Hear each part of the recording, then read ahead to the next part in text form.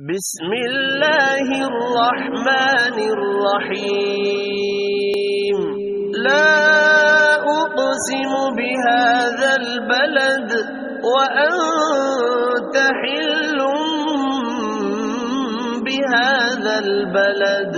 ووالد وما ولد لقد خلقنا الإنسان في كبد أيحسب أن لن يقدر عليه أحد يقول أهلكت مالا لبدا أيحسب أن لم يره أحد ألم نجعل له عينين ولسانا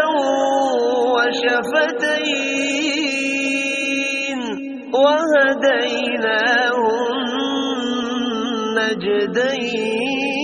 النجدين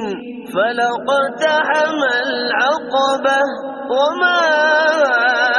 أدراك ما العقبة فك رقبة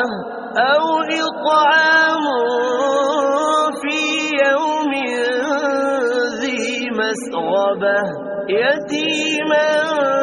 ذا مقربة أو مسكينا ذا متربة ثم كان من الذين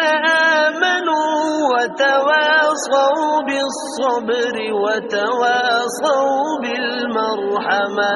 أولئك أصحاب الميمنة